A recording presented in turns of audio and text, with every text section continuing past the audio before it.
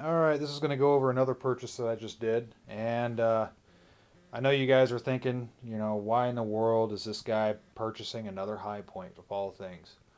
Well, I have limited funds. Diverted some of those funds towards my shotguns because they're more of a capable self defense weapon than any pistol. And I plan on in the future either purchasing a Glock or an FN pistol of some sort.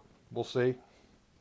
But I kind of have it narrowed down to one of those two. And we'll see what happens. That'll be in the future. And, me being an E6 in the military and supporting a big family, I don't really have the endless funds out there to go purchase a lot of $500 pistols and whatnot.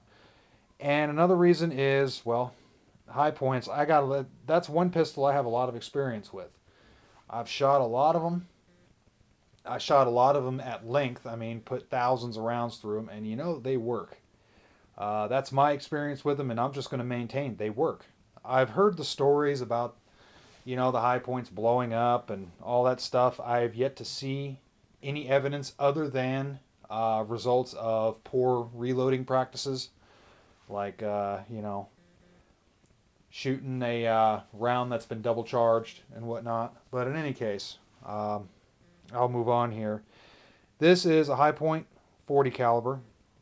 And this is kind of an updated model. It's one of the reasons that I bought it. You can see it's just a basic, generic, the big, kind of ugly looking high point. But the thing they've changed, you can see the trigger is different. And I'll tell you right now, the trigger is actually smooth. I am actually really surprised. Now, I never really had much of an issue with a high point trigger before. They work. But one thing that the high point trigger was known for, they're not exactly the smoothest things.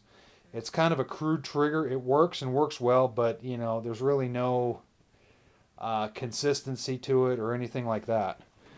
But these triggers, and yeah, I've already safety checked this by the way, but these triggers, as you can hear, there's no grinding sound that sometimes you hear on the high points. From just the trigger linkage rubbing up against the polymer, sometimes you hear like a little bit of a rubbing, not really a grinding sound, but a rubbing sound. This is a very smooth trigger. The trigger face has been changed a little bit. It's wider. Very comfortable. So I don't know how many high point models have that. This might be a new thing. There's been a lot of complaints about the trigger before, so this might be a new thing that High Point is putting on all their pistols. But I'm pleasantly surprised. It's one of the reasons I got it, and 150 bucks. And that's another reason I like the High Points. They work, and I have videos proving that they work. And for $150, this is a 40 caliber. It's ugly, and yeah, these magazines are also known as battery packs because of these real nasty looking base plates that they have on them.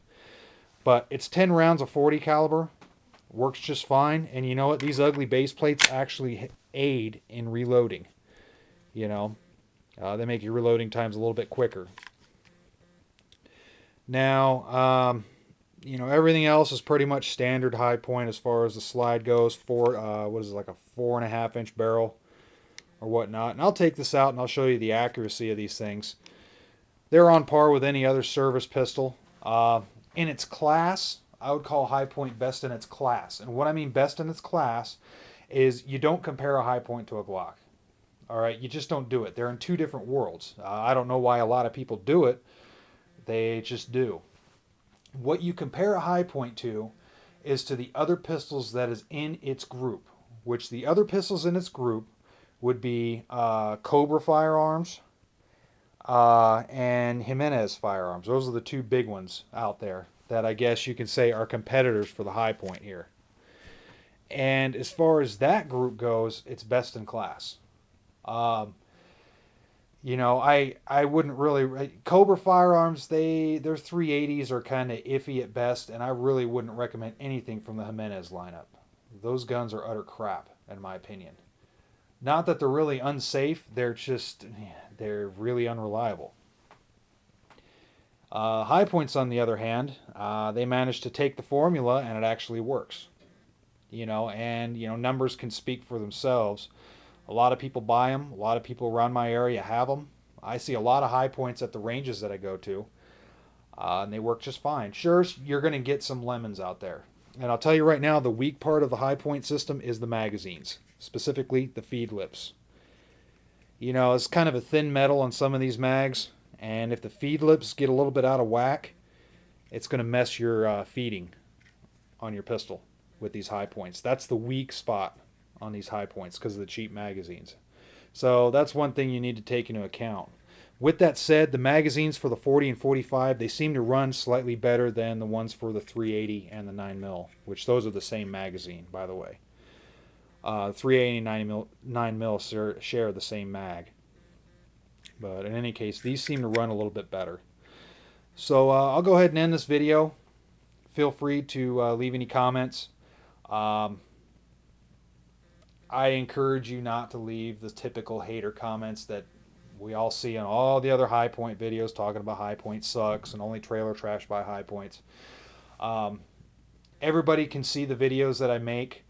I won't call myself an expert, but I will say with confidence that I know my way around firearms at least a little bit. And I tell you right now, these things, if you cannot afford anything else, this will work for home defense. It will.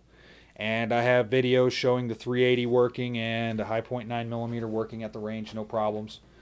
And I'll hopefully I can get to the range here soon. And of course, I'll make videos of this.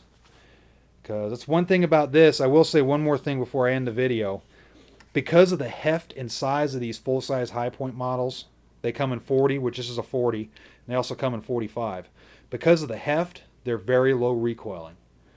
That's one thing you'll see on the videos. This 40, even shooting full 180 grain loads, it doesn't recoil much at all.